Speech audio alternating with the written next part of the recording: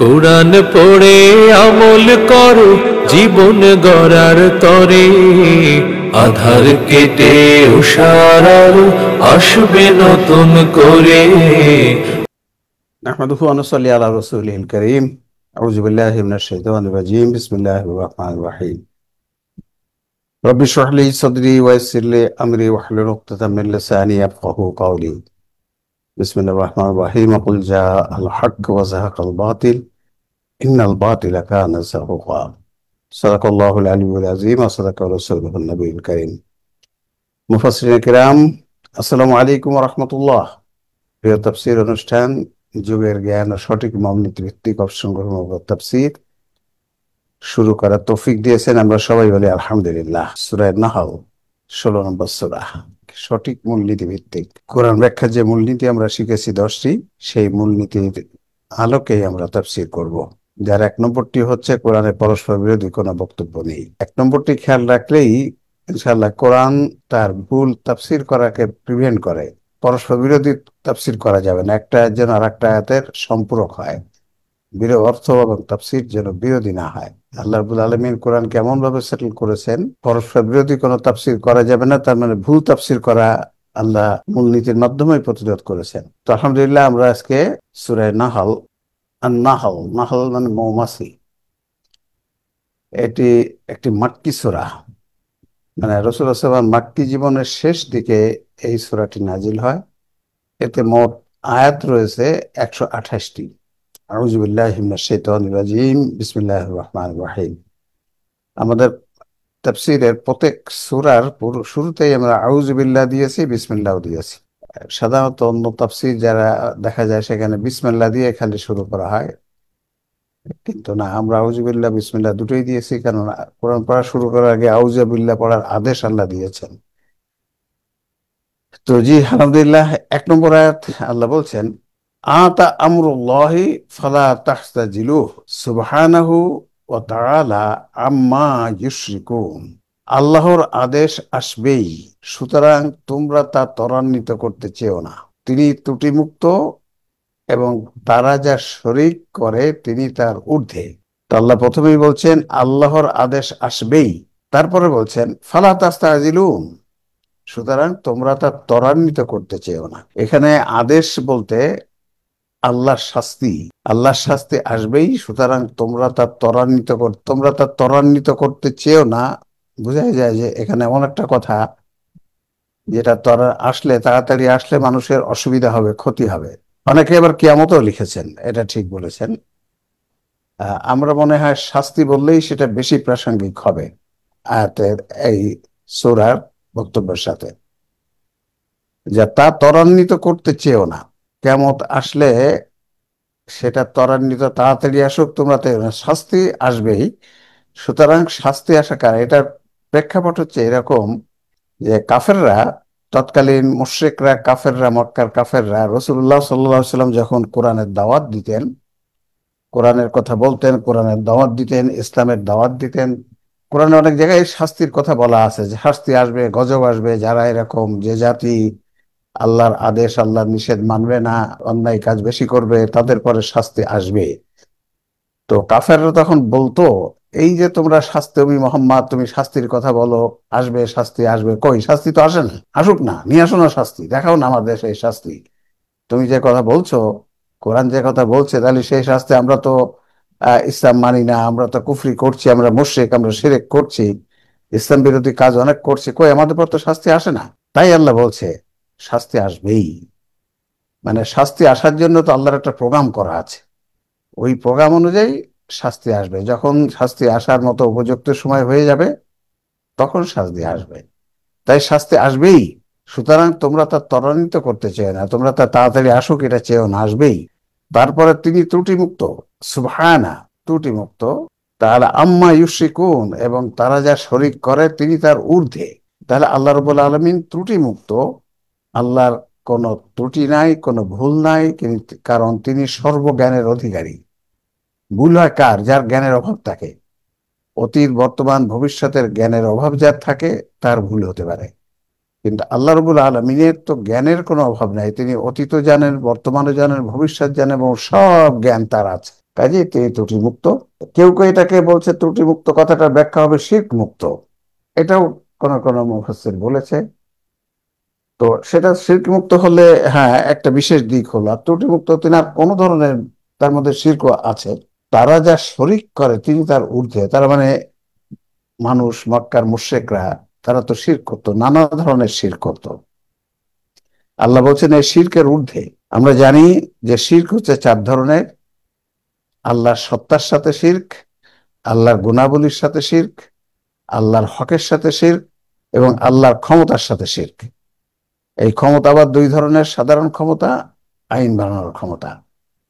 তাহলে এই সকল ধরনের শিরক থেকে তিনি ঊর্ধ্বে। তার সত্তার সম্পর্কিত কোনো শিরক নাই, মানে তিনি একজন, তিনি দুইজন, তাই ছেলে আছে, মেয়ে আছে, ওয়াইফ আছে ইত্যাদি, এই শিরক থেকে আল্লাহ মুক্ত। তার গুণাবলী, আল্লাহর যে 99টি নাম আছে, গুণবাচক নাম, এই গুণাবলীর সাথে শিরক করা। কেউ যদি বলে উনি গায়েব জানে, তাহলে সেটা আল্লাহর গুণাবলীর সাথে শিরক করা। সব জায়গায় উপস্থিত থাকতে পারে শুধু আল্লাহ। কাজে কেউ যদি মনে করে অমন বুজুর্গ ব্যক্তি, অমন রসুল সব জায়গায় উপস্থিত থাকে, এটা শিরক। আল্লাহর হকের সাথে শিরক। হকের সাথে শিরক হচ্ছে যে সমস্ত জিনিস শুধুমাত্র আল্লাহ হকদার, তা অন্য কারো আছে বলে মনে করা, বাস্তবে সে ধরনের কাজ করা, এটা শিরক। যেমন সিজদা করা, সিজদা পাওয়ার হক শুধু আল্লাহর। আইন বানানোর ক্ষমতা, ক্ষমতা মানে সাধারণ ক্ষমতা, আইন বানানোর ক্ষমতা শুধু আল্লাহ। অন্য কারো যদি সার্বভৌম ক্ষমতা আছে কোনো ব্যাপারে, তাহলে তাতে শিরক হবে। সন্তান দেওয়ার, আয়ু দেওয়ার, এরকম কোনো ক্ষমতা, স্বাধীন ক্ষমতা কোনো মানুষের নাই। যদি কেউ মনে করে আছে ইত্যাদি ইত্যাদি, তাহলে সেটা শিরক হবে। আবার আইন বানানোর ক্ষমতা, আইন বানানোর সার্বভৌম ক্ষমতা শুধুমাত্র আল্লাহর। মানুষ আইন বানাতে পারে, কিন্তু সেটা আল্লাহর আইনের অধীন হতে হবে। স্বাধীন ক্ষমতা নাই। স্বাধীনভাবে যদি কোনো পার্লামেন্ট, প্রধানমন্ত্রী আইন বানাতে পারে, কেউ যদি এটা সাপোর্ট করে, তাহলে সেটাও শিরক হবে। তাহলে এখানে বলছেন আল্লাহ তিনি ত্রুটিমুক্ত, এবং তারা যা শরিক করে তিনি তার ঊর্ধ্বে। আল্লাহর কোনো শরিক নাই। কাজে আমাদের জীবন যেন শিরক মুক্ত জীবন হয়, এটা অত্যন্ত গুরুত্বপূর্ণ। কিন্তু এই শিরক সম্বন্ধে যে কথাটা মুসলিম সমাজে চালু আছে, সেটাও আমরা অলরেডি জেনে ফেলেছি যে শিরক হচ্ছে সব থেকে বড় গুনাহ। এই কথাটি ঠিক নয়। শিরক হচ্ছে অতি বড় গুনাহ, আর সবচেয়ে বড় গুনাহ হচ্ছে কোরআনের জ্ঞান না থাকা। এই কথাটাও আমরা হারিয়ে ফেলেছি। এবং যে আয়াতটাতে বলা হয় ইন্না শিরকা লাযুলমুন আযীম, নিশ্চয়ই শিরক অতি বড় জুলুম, এখানে কিন্তু আল্লাহ সবচেয়ে বড় জুলুম বলেন নাই, অতি বড় জুলুম। হ্যাঁ, শিরক হচ্ছে অতি বড় গুনাহ। আমাদেরকে শিরক থেকে সবাইকে মুক্ত থাকবে, কোনো ধরনের শিরক আমরা করব না, এটা আমরা সবসময় খেয়াল রাখবো। ইউনাজ্জিলুল মালাইকাতা বিরূহি মিন আমরিহি আলা মান ইয়াশাউ মিন ইবাদিহি আন আনজিরু আন্নাহু লা ইলাহা ইল্লা আনা ফাত্তাকুন। তিনি তার বান্দাদের মধ্যে যার প্রতি ইচ্ছা স্বীয় নির্দেশের রূহ সহ ফেরেশতাদের প্রেরণ করেন, যেন তারা এটি বলে সতর্ক করতে পারে যে নিশ্চয় আমি ছাড়া কোনো ইলাহ নেই, সুতরাং আমার সম্পর্কে সচেতন হও। প্রথম অংশটা কি বলছে? তিনি তার বান্দাদের মধ্যে যার প্রতি ইচ্ছা স্বীয় নির্দেশের রূহ সহ ফেরেশতাদের প্রেরণ করেন। যার প্রতি ইচ্ছা, আল্লাহ রাব্বুল আলামিন যার প্রতি ইচ্ছা তার প্রতি নির্দেশের রূহ মানে ওহী, ফেরেশতা ওহী নিয়ে যায়। জিবরাইল আলাইহিস সালাম ওহী নিয়ে আসতো নবী রাসূলদের কাছে। তাই আল্লাহ বলছে তিনি তার বান্দাদের মধ্যে যার প্রতি ইচ্ছা স্বীয় নির্দেশের সহ ফেরেশতাদের প্রেরণ করেন। অর্থাৎ মানুষের মধ্যে তিনি যাকে মনোনীত করেন রসুল হিসাবে, তার প্রতি ফেরেশতা ওহী নিয়ে যায়। ওহী মাতলু, যেটা যেটা কিতাব হয়, তাহলে ওহী নিয়ে যায়, প্রেরণ করেন, যেন তারা এটি বলে সতর্ক করতে পারে যে নিশ্চয়ই আমি ছাড়া কোনো ইলাহ নেই। যে তারা যেন মানুষকে সতর্ক করে কিভাবে, লা ইলাহা ইল্লা আনা, লা ইলাহা ইল্লাল্লাহ আমরা যেটা বলি সেটা এখনো তাই, আন্নাহু লা ইলাহা ইল্লা আনা। আর ওখানে আমরা যে কালেমা শাহাদা, লা ইলাহা আশহাদু আল্লা ইলাহা ইল্লাল্লাহ, আল্লাহ নবী রাসূলদের মনোনীত করেছেন তার ইচ্ছা অনুযায়ী।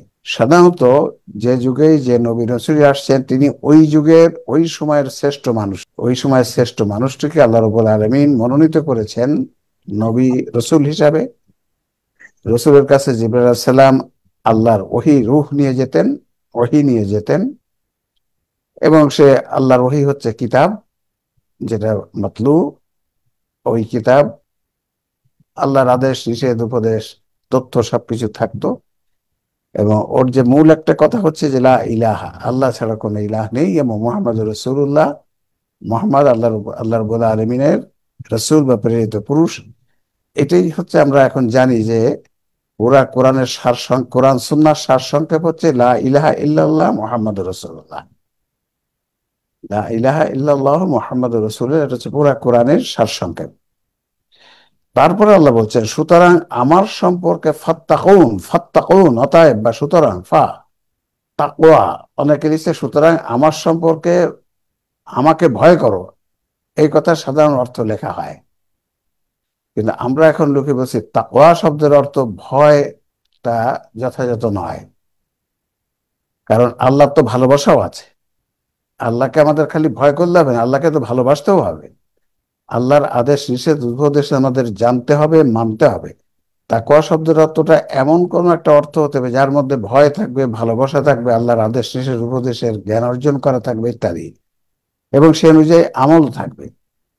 তাহলে এখানে সুতরাং আমার সম্পর্কে সচেতন হও, যে এই যে কথা আমি বললাম, এই যে প্রথম তিনি তার বান্দাদের প্রতি ওহী পাঠিয়েছেন এবং কোরআনে যত তথ্য আল্লাহ নিয়ে আসছেন, সেটা হচ্ছে আমাদের আকলটা আল্লাহ যেমন জন্মগতভাবে সকল মানুষকে দিয়েছেন।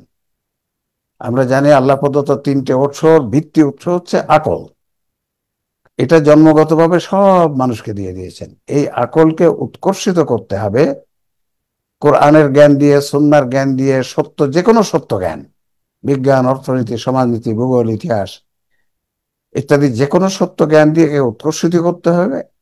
তারপরে সে অনুযায়ী আমাদের জীবন পরিচালনা করতে হবে। তাহলে কোরআনের আয়াত, এই আয়াত, অন্য আয়াত দিয়ে আমাদের আকলকে সম্পর্কে সচেতন হওয়া মানে এই সমস্ত তথ্যের ভিত্তিতে তোমাদের জন্মগত বা ভিত্তি উৎসকে উৎকর্ষিত করো এবং সে অনুযায়ী তোমরা জীবনযাপন করো। তাই আমার সম্পর্কে সচেতন হও, কথাটা এরকম ব্যাখ্যা করলে সেটাই মোর অ্যাপ্রোপ্রিয়েট ব্যাখ্যা হয়। ভয় আল্লাহ আমাকে ভয় করো বললে এটা খুব ন্যারো ব্যাখ্যা হয় এবং যেটা যথাযথ হয় না। আমরা এটা তাকওয়া শব্দের অর্থ এখন বুঝে ফেলেছি, সচেতন হওয়া। কোরআনের দু এক জায়গায় তাকওয়াটা, সেখানে যে আয়াতটা পড়লে বোঝা যায় এখানে আল্লাহর ভয় কথাটা আনলে বেশি প্রাসঙ্গিক হবে, কিন্তু অধিকাংশ জায়গায় এটা আল্লাহ সচেতন হওয়া, এটাই হবে অর্থ।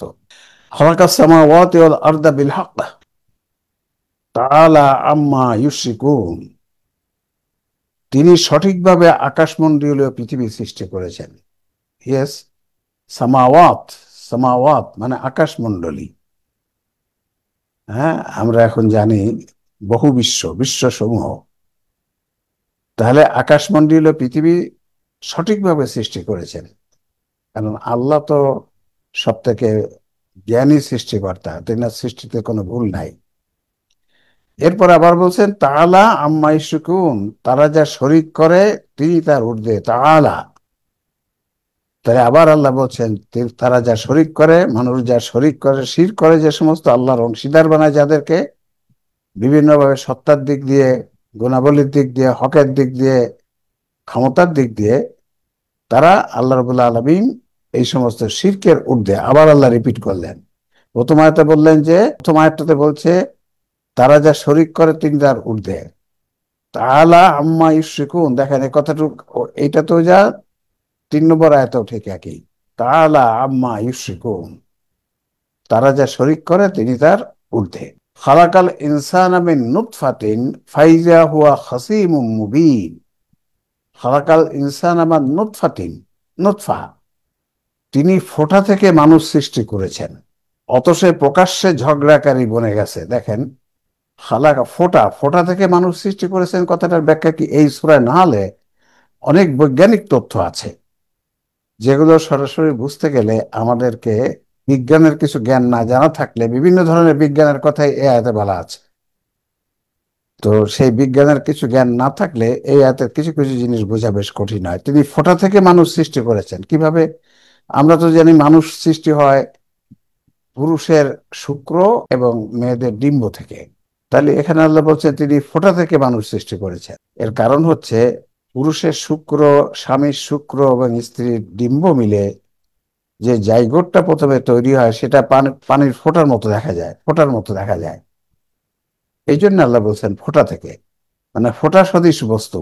আলাক মানে যেমন বলছে খালাকাল ইনসানা মিন আলাক, সূরা আলাকে যেটা বলে তিনি আলাক থেকে মানুষ সৃষ্টি করেছেন, না মানুষ তো অরিজিনাল সৃষ্টি হয়েছে স্পার এবং ওভাম। আলাক হচ্ছে ঝুলে থাকা বস্তু। মায়ের পেটে প্রথম যখন ভ্রূণটা হয় সেটা ঝুলে থাকা বস্তুর মতো দেখা যায়, মায়ের ইউটেরাসের রল থেকে ঝুলে থাকে। আবার আল্লাহ বলছেন যে ওখানে বলছে ঝুলে থাকার, এখানে বলছে ফোঁটা। তাহলে যখন প্রথম ভ্রূণ তৈরি হয় তখন ওটা একটা ফোঁটার মতো দেখা যায়, অথচ সে প্রকাশ্য ঝগড়াকারী বনে গেছে। তার মানে আল্লাহ বলছেন যে মানুষকে আমি যখন সৃষ্টি করেছি ছোট্ট একটা ফোঁটা, কত নগণ্য একটা জিনিসের মতো, সেখান থেকে আমি সৃষ্টি করেছি, অথচ সে কারণে প্রকাশ্যে ঝগড়া করি। মানে সে আল্লাহর যে সমস্ত কথা কোরআনে আসছে, রসূল কোরআনের তথ্য তাদের সাথে বলছে, সেগুলো তারা, আল্লাহর সেই কথাগুলোকে তারা মানছে না, এ ব্যাপারে তারা ঝগড়া করছে। না, আল্লাহর সাথে ঝগড়া করার মতোই, আল্লাহর কথাগুলো নিয়ে ঝগড়া করা, বিতর্ক করা, ঝগড়া বিতর্ক করা মানে আল্লাহর সাথে ঝগড়া করা। তো আল্লাহ বলছে আমি তোমাদের তৈরি করেছি একটা ফোঁটা থেকে, নগণ্য এক জিনিস থেকে, আর তোমরা এখন প্রকাশ্য ঝগড়াকারী হয়ে গেলে। আমার কথাকে তোমরা মানো না, অমান্য করো, রসুলের সাথে এই নিয়ে ঝগড়া করো, মুমিনদের সাথে এই নিয়ে ঝগড়া করো, মুসলিমদের সাথে তোমরা মুশরিকরা এই নিয়ে ঝগড়া করো, সেটা আল্লাহ বলছে, অথচ সে প্রকাশ্য ঝগড়াকারী হয়ে গেছে। এরপর 5 নম্বর আয়াত আল্লাহ বলছেন অল আনআমু ওয়াল আনআমা খালাকাহা, তিনি গবাদি পশু সৃষ্টি করেছেন। আনআম, দেখেন একটা সূরার নামই আছে আনাম, আর এখানে সূরা নাহল, এখানে ওয়াল আনআমা খালাকাহা, তিনি গবাদি পশু সৃষ্টি করেছেন। ইয়েস, কারেক্ট, সবকিছুই তো আল্লাহর সৃষ্টি। লাকুম ফিহা দিফুন ওয়া মানাফিউ ওয়া মিনহা তাকুলুন, এখানে ওই আনআম গবাদি পশুর সম্বন্ধে আল্লাহ কিছু গুণাগুণ বর্ণনা করছেন। একটা হচ্ছে তাতে তোমাদের জন্য শীত নিবারণকারী উপকরণ রয়েছে, বহুত উপকার রয়েছে, এবং তা থেকে তোমরা আহার করে থাকো। তাহলে দেখেন গবাদি পশুর 3টি উপকারের কথা এখানে আল্লাহ বলছেন।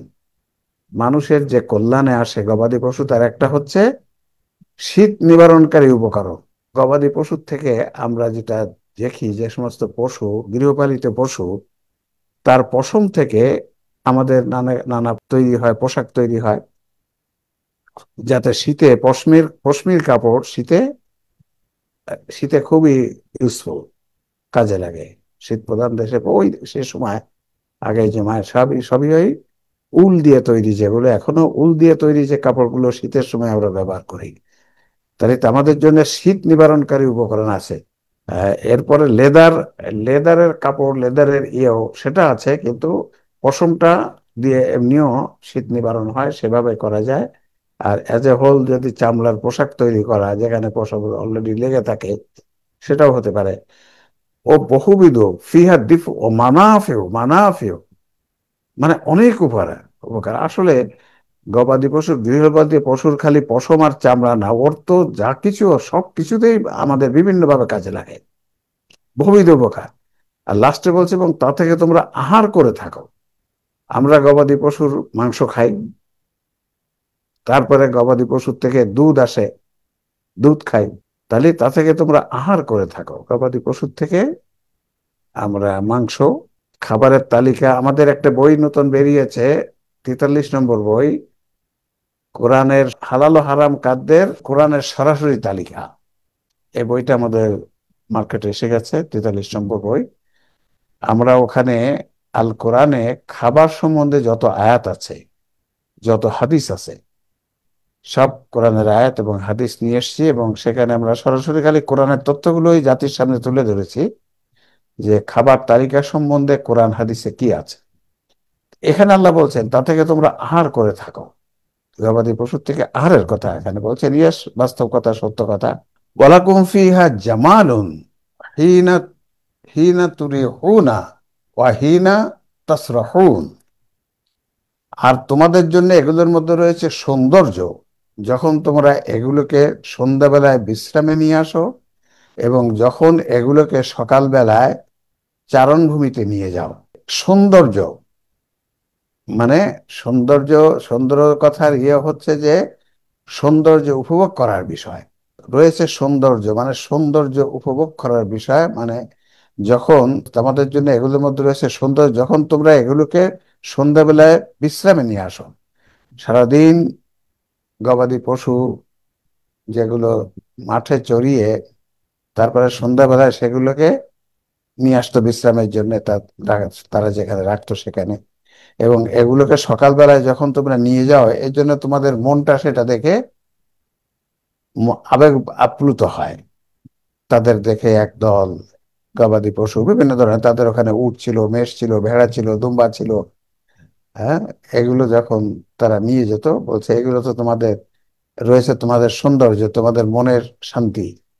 এগুলোকে তারা এক ঝাঁক গবাদি পশু যার থাকতো নিয়ে যেত, নিয়ে যাওয়ার সময়, নিয়ে আসার সময়, মাঠে নিয়ে যাওয়ার সময়, আবার মাঠ থেকে আবার ঘরে নিয়ে বাড়ির দিকে নিয়ে আসার সময় তাদের দেখে তাদের মনটা ভরে যেত, সেটা বলছে।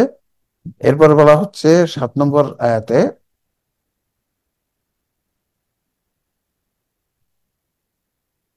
ওয়াতাহমিলু আসকালাহুম ইলা বালাদিন লাম তাকুনু বালিগ বালিগি লাম তাকুনু বালিগিহি ইল্লা বিশাক্কিল আনফুস। আর তারা তোমাদের ভার বহন করে নিয়ে যায় এমন দেশে যেখানে প্রাণান্ত কষ্ট করা ছাড়া তোমরা পৌঁছাতে পারতে না। ওয়ালা তাহমিলু আসকালাকুম, আসকালাকুম তোমাদের ভার মানে তোমাদের যে সমস্ত জিনিস বহন করে ব্যবসা বাণিজ্যের জন্য তোমরা নিয়ে যেতে বিভিন্ন জায়গায়, সেটা, এবং তোমাদের নিজেদেরকেও। সে সময় তো আর গাড়ি ছিল না, সে সময় ট্রাক ছিল না, সে সময় কোনো জাহাজ ছিল না। ওয়ালা তাহমিলু আসকালাকুম ইলা বালাদিন, আর তারা তোমাদের ভার বহন করে নিয়ে যায় এমন দেশে যেখানে প্রাণান্ত কষ্ট করা ছাড়া তোমরা পৌঁছে যাবে না। লা তাকুনা বালিগিহি ইল্লা বিশিক্কিল আনফুস, মানে তাহলে তোমরা সেখানে প্রাণান্ত কষ্ট, নিজেরা অত্যন্ত কষ্ট করেও ওগুলো নিয়ে যেতে পারতে না। উটগুলো বাহন হিসেবে একটা মরুর বাহন, এই বাহন হিসেবে তারা তোমাদেরকে, তোমাদের জিনিসগুলো নিয়ে যায়, তোমাদেরকে নিয়ে যায়। ইন্না রাব্বাকুম লারাউফুর রাহিম, তোমাদের রব অবশ্যই অতি অনুগ্রহশীল ও পরম দয়ালু। আল্লাহ রাব্বুল আলামিন তোমাদের জন্য যে এসব জিনিসগুলো সৃষ্টি করেছেন, তোমাদের বিভিন্ন কাজে ব্যবহার করার জন্য, তোমাদের জন্য আল্লাহ অনুগ্রহ করেছেন, এগুলো যদি না থাকতো তাহলে তো তোমরা তোমাদের জীবন পরিচালনা করতে তোমাদের জন্য অসম্ভব হয়ে পড়তো। তাহলে বলছেন তোমাদের জন্য অবশ্যই অতি অনুগ্রহশীল এবং পরম দয়ালু, তোমাদের জন্য তোমাদের জীবনের যত কিছু দরকার, তোমাদের দুনিয়াতে বেঁচে থাকতে যত কিছু দরকার, সব কিছুই তিনি তোমাদের জন্য সৃষ্টি করেছেন। খালাকাল্লাহু মা ফিল আরদি জামিআ, আল্লাহ বলছেন মানুষের জন্য আমি পৃথিবীতে সবকিছু যাই সৃষ্টি করেছি সব মানুষের কল্যাণের জন্য, সবকিছুই মানুষের কল্যাণের জন্য। সে কথাটা এখানে আল্লাহ বলছেন তোমাদের অবশ্যই অতি অনুগ্রহশীল ও পরম দয়ালু। ওয়াল খাইলা ওয়াল বিগালা ওয়াল হামিরা লিতারকাবুহা ওয়া জিনা ওয়া ইয়াখলুকু মা লা তা'লামুন। চমৎকার তথ্য দিয়েছেন আল্লাহ এখানে। আর তোমাদের আরোহণ ও শোভার জন্য তিনি সৃষ্টি করেছেন ঘোড়া, খচ্চর ও গাধা। আল্লাহ এখানে তোমাদের আরোহণ, শোভার জন্য কি সৃষ্টি করেছেন? ঘোড়া, ঘোড়ায় চড়ে, খচ্চরে চড়ে এবং গাধা, এগুলোকে তোমাদের আরোহণ এবং শোভা জিনিসপত্র নিয়ে যাওয়া, এগুলো, এবং তোমাদের আরোহণ, গাড়ির মতো এখনকার গাড়ি ছিল তখনকার, এইগুলো ঘোড়া, উট, এগুলো খচ্চর এবং গাধা, জিনিসপত্র বয়ে নিয়ে যেত। এখন তো এইগুলো খুব একটা আর ইউজ হয় না, এখন তো সেখানে চলে আসছে নানা ধরনের মোটর যান। তাহলে আল্লাহ এখানে বলছেন আর তোমাদের আরোহণ ও সবার জন্য সৃষ্টি করেছেন ঘোড়া, খচ্চর ও গাধা। দেখেন ওই সময় এগুলো ব্যবহার হতো, এখন যদি আল্লাহ এই ঘোড়া, খচ্চর, গাধা ব্যবহার করতে বলছে, ওই সময়ের কথা বলছেন, তার মানে এখন কি আমাদের এটাই ব্যবহার করতে হবে?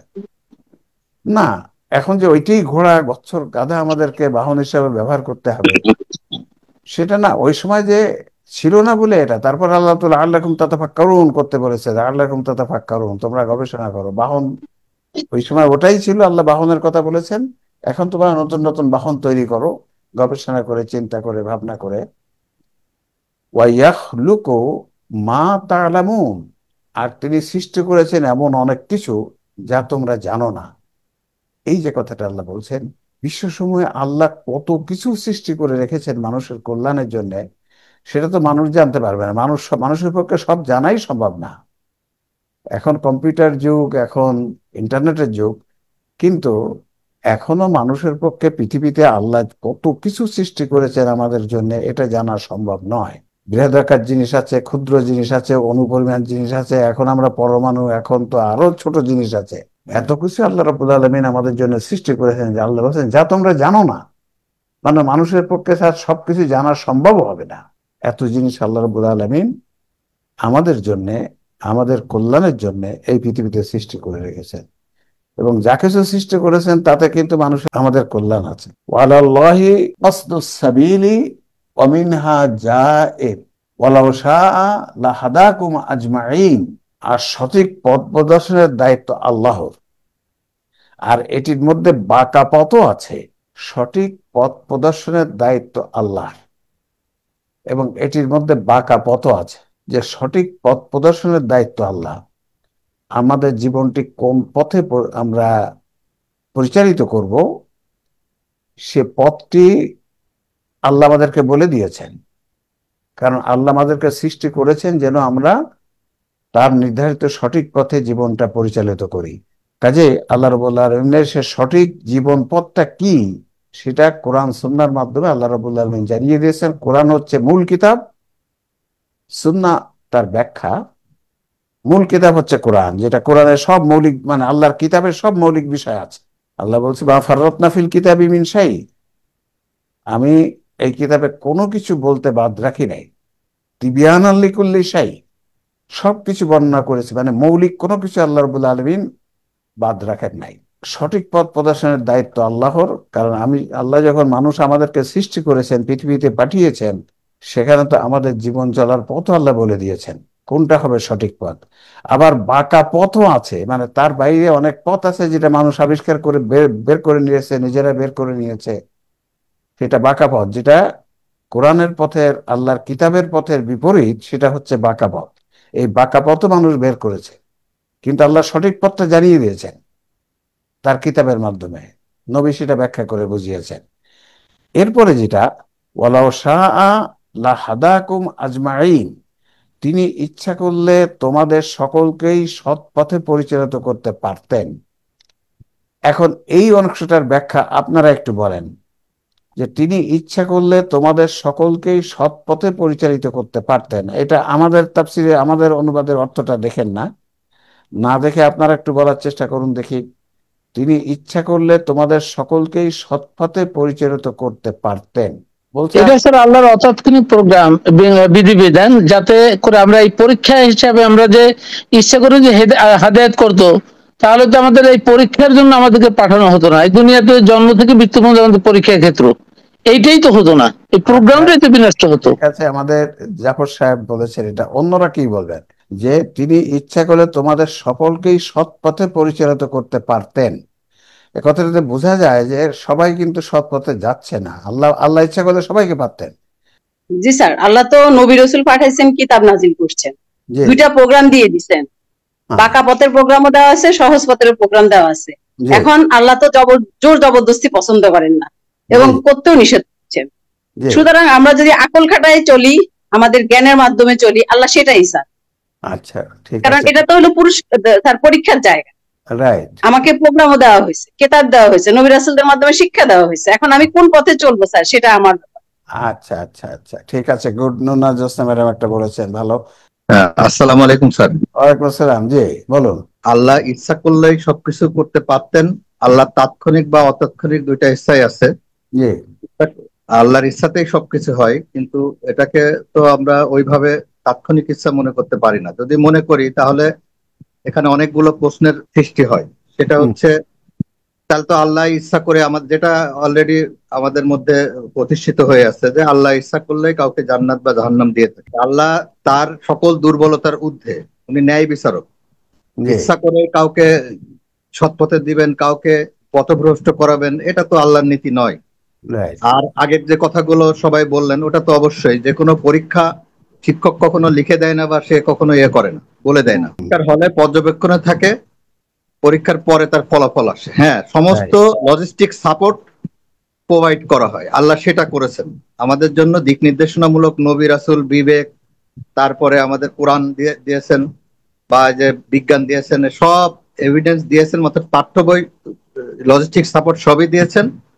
বাকিটা আমাদেরকে এতটুকু ইচ্ছা শক্তি দিয়েছেন যে আমরা প্রচেষ্টা চালাবো এবং চয়েসের জায়গাটা করে দিয়েছেন। আলহামদুলিল্লাহ। জি, আপনারা সবাই যে ধারা ব্যাখ্যাটা বলছেন, গুড, ভেরি গুড। আল্লাহ যে সর্বশক্তিমান, তিনি জি সকল বিষয়ের ক্ষমতা রাখেন। জি আগে ভাই বোনরা যা বলেছেন এটাও ঠিক আছে, তার সাথে আমি একটু যোগ করতে চাই। তাহলে যে আল্লাহ তো সর্বশক্তিমান, জি এটা হচ্ছে তার প্রমাণ যে আল্লাহ ইচ্ছা করলে এই সৎ পথে পরিচালিত করতে পারতেন। জি এটা যে তিনি করতে পারতেন, এটা প্রমাণ হলো যে আল্লাহ সর্বশক্তিমান, এটাও তিনি করতে পারেন, এই ক্ষমতাও তার আছে।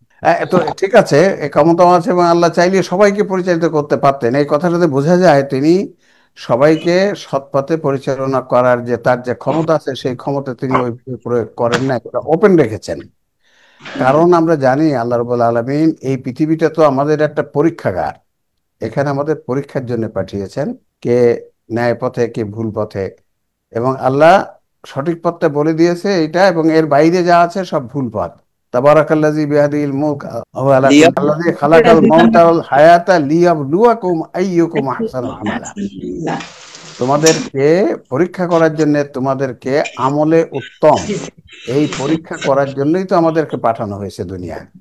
তো পরীক্ষার সিলেবাস আল্লাহ বলে দিয়েছেন, সঠিক পথ ভুল পথ, কিন্তু কাউকে বাধ্য করে সবাইকে সঠিক পথে নিয়ে যান নাই। প্রশ্ন থাকে এবং উত্তর সঠিকটাও লিখতে পারে ছাত্র, ভুলটাও লিখতে পারে, ভালোটাও লিখতে পারে, খারাপও লিখতে পারে। তাহলে তো পরীক্ষা হবে না। পরীক্ষায় যদি বলে না সবাই এই সঠিকটা লিখতে হবে, কিন্তু আল্লাহ তা করেন নাই, কারণ এটা তো পরীক্ষাগার একটা। পরীক্ষা উত্তর যদি বাধ্যতামূলক বলা হয় এটাই লিখতে হবে, তাহলে সেটা পরীক্ষা হয় না। তো তাই সেজন্য আল্লাহ প্রোগ্রাম দিয়ে দিয়েছেন, সৎ পথ এটি, এর বাইরে সব ভুল পথ। এই সৎ পথে তোমাদের চলতে হবে, এখন তোমাদের ইচ্ছা। সেটাই এখান থেকে তাই বোঝা গেল যে আল্লাহ রাব্বুল আলামিন আমাদেরকে এটা ঠিক ওভাবেই আমার করে দিয়েছেন, যে সবাইকে তিনি সঠিক পথে পরিচালিত করেন নাই, মানে বাধ্যতামূলক ভাবে করেন নাই। এরপর আল্লাহ বলছেন 10 নম্বর আয়াত, ওয়াল্লাযী আনজালা মিনাস সামাই মাআন লাকুম মিনহু শারাবুন ওয়া মিনহু শাজারুন ফীহি তুসিমুন। তিনি আকাশ থেকে তোমাদের জন্য পানি বর্ষণ করেন, তাতে রয়েছে পানীয়, এবং তা থেকে জন্মায় উদ্ভিদ, যাতে তোমরা পশুচারণ করে থাকো। দেখেন, এরকম যত জায়গায় আছে, তিনি আকাশ থেকে তোমাদের জন্য পানি বর্ষণ করেন, মানে বৃষ্টিপাত ঘটান আর কি। এই ঘটান কিন্তু উনি তাৎক্ষণিক ইচ্ছায় নয়, সবকিছু কিন্তু তথাকথিত আল্লাহর প্রোগ্রাম করা আছে, যে বৃষ্টি হবে কখন, কোন অবস্থায়, কোখানে বৃষ্টি হবে। সেই বৃষ্টি হওয়ার জন্য আকাশে মেঘ ওঠে, সেই মেঘ বৃষ্টি হয়ে কিংবা কখন পৃথিবীতে আসবে, সেই প্রোগ্রাম আছে। এই অবস্থা যখন হবে তখন ওই এলাকায় বৃষ্টি হবে। ওই মেঘের থেকে কণাগুলো, বায়ুর জলীয় কণাগুলো ঘন ঘনীভূত হয়ে ওটা হবে, ভারী হবে, তখন এটা বৃষ্টি হবে। তাহলে তিনি আকাশ থেকে তোমার জন্য পানি বর্ষণ করেন, মানে অতৎকালীন ভাবে পানি বর্ষণ করেন, তার তৈরি প্রোগ্রাম অনুযায়ী পানি বর্ষিত হয়, তাতে রয়েছে পানীয়। দেখেন, আকাশ থেকে যে পানিটা আসে সেটাই কিন্তু একেবারে আহ পানি, এটা স্টেরাইল স্টেরাইল, এবং সেটার যে টেস্ট সেটাই রিয়েল পানির টেস্ট। বৃষ্টির পানি যেটা, তাতে রয়েছে পানীয়, খাবার পানি। যদিও এখন আমরা সেই সবাই আকাশের পানি আর নয়, এমনি সাধারণ পানি আমরা নানা রকম প্রক্রিয়াজাত করে সেটা পানি বানাচ্ছি, এটা বর্তমানে হয়েছে। কিন্তু ওটা তো আকাশের যে পানি, বৃষ্টির পানি, সেটাই হচ্ছে একটা উত্তম পানের জিনিস, পানি। এবং তা থেকে জন্মায় উদ্ভিদ। বৃষ্টির পানিতে উদ্ভিদ জন্মায়। হ্যাঁ, তখনকার যুগে মরুভূমিতে বৃষ্টি আসলেই ওই মরুভূমি বালুচরের মধ্যেই নানা রকম উদ্ভিদ জন্মায়, এবং যাতে তোমরা পশুচারণ করে থাকো।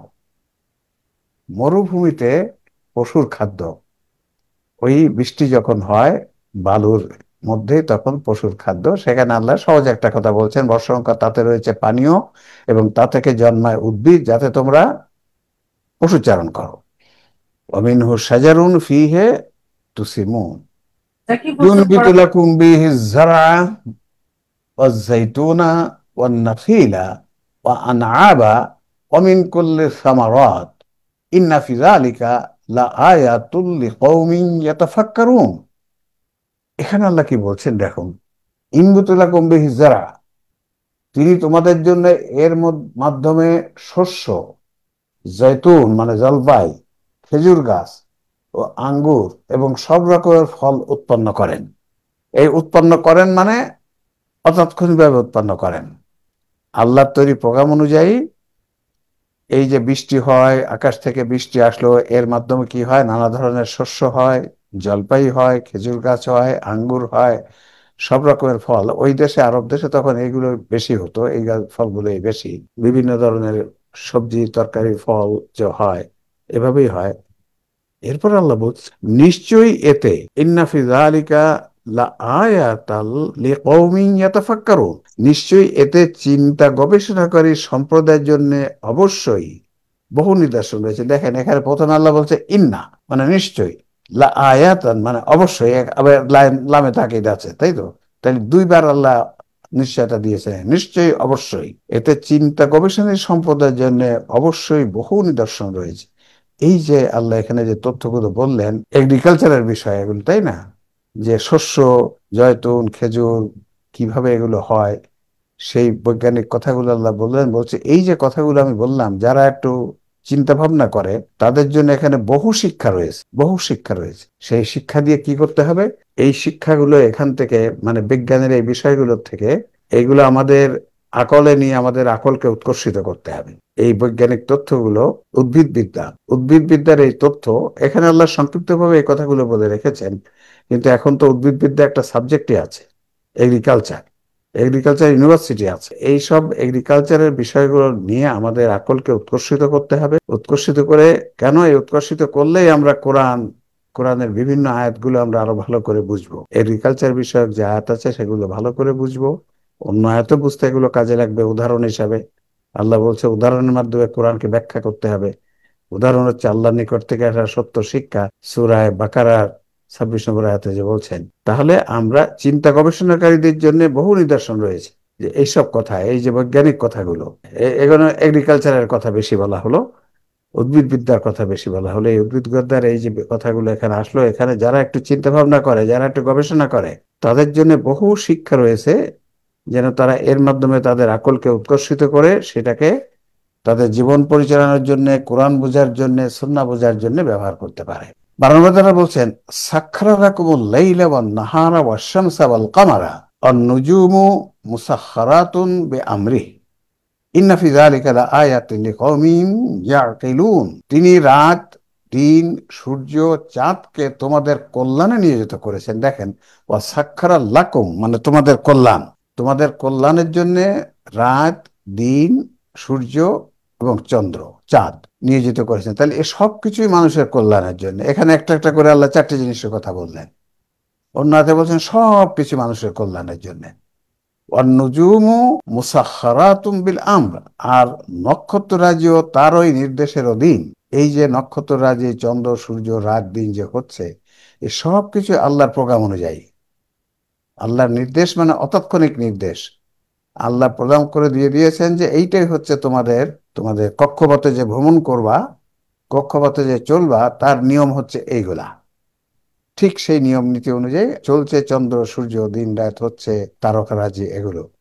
আবার বলছে, ইন্না ফি যালিকা লাআয়াতিন লিকাওমিন ইয়াকিলুন, নিশ্চয়ই এতে অবশ্যই, আবার সেই নিশ্চয়ই এতে অবশ্যই আকল ব্যবহারকারী সম্প্রদায়ের জন্য অনেক নিদর্শন রয়েছে। দেখেন, প্রথম আয়াতে বললো, এখানে 111 নম্বর আয়াতে বলছো নিশ্চয়ই এতে চিন্তা গবেষণাকারী সম্প্রদায়ের জন্য বহু নিদর্শন রয়েছে। যারা গবেষণা করে তাদের জন্য বহু শিক্ষণীয় বিষয় রয়েছে। আবার এখানে বলছে আকল ব্যবহারকারী, কওমিন ইয়াকিলুন, যারা আকল ব্যবহার করে। আকল ব্যবহার করে পৃথিবীর সকল মানুষ, পৃথিবীর সকল মানুষ আকল ব্যবহার করে। তাহলে সেই আকল ব্যবহারকারীদের জন্য বহু নিদর্শন, শিক্ষণীয় বিষয় রয়েছে পৃথিবীর সকল মানুষের জন্য। এই যে বৈজ্ঞানিক বিষয়গুলো, চন্দ্র, সূর্য, গ্রহ, নক্ষত্র, এগুলো যে তাদের কক্ষপথে চলছে, এরপরে এখান থেকে যে সূর্যর যে রশ্মি আসছে, চাঁদ কিভাবে আসছে, কিভাবে হচ্ছে। চাঁদের তো নিজের কোনো রশ্মি নাই, নিজের কোনো আলো নাই। তো এইসব বিষয় নিয়ে বলছে যে তোমরা যারা চিন্তা গবেষণা করে তাদের জন্য শিক্ষণীয় বিষয় আছে, যারা আকল ব্যবহার করে তাদের জন্য এখান থেকে অনেক শিক্ষণীয় বিষয় আছে, যেন তারা তাদের এই আকলকে ওই বিষয় দিয়ে ওই আকলকে উৎকর্ষিত করে, তারপরে সেই উৎকর্ষিত আকল দিয়ে তারা কোরআন বুঝবে, হাদিস বুঝবে, অন্যান্য বিষয় বুঝবে, এবং সেই অনুযায়ী তাদের জীবন পরিচালনা করে দুনিয়াতেও সফলকাম হবে, পরকালে সফলকাম হবে। আজকে আমরা 12 নম্বর আয়াত পর্যন্ত থাকবো, এখানেই শেষ করছি। ইনশাআল্লাহ আগামী দিনের পর থেকে আমরা আবার আলোচনা হবে। 43 নম্বর বইটা আমাদের বেরিয়ে গেছে, আপনারা ওটা কালেকশন করতে পারেন এবং পড়ে দেখেন যে কোরআন হাদিসে কত কত কোন আয়াতে আমরা কত আয়াত আছে খাবার সম্বন্ধে, হাদিস কত হাদিস আছে। কিন্তু আমাদের সমাজে যেসব চালু হয়েছে তার সাথে কোরআনের কোনো মিল নাই, কোরআনের সাপোর্টিভ হাদিসের মিল নাই, কোরআনের বিপরীত হাদিসের মিল আছে। তো আপনাদের সবাইকে অন্তর থেকে দোয়া করে আর সবার কাছ থেকে দোয়া চেয়ে আল্লাহ রাব্বুল আলামিনের শুকর আদায় করে আমরা শেষ করছি। ওয়া আখির দাওয়ানা আলহামদুলিল্লাহি রাব্বিল আলামিন। আসসালামু আলাইকুম ওয়া রাহমাতুল্লাহ। ফি আমানিল্লাহ।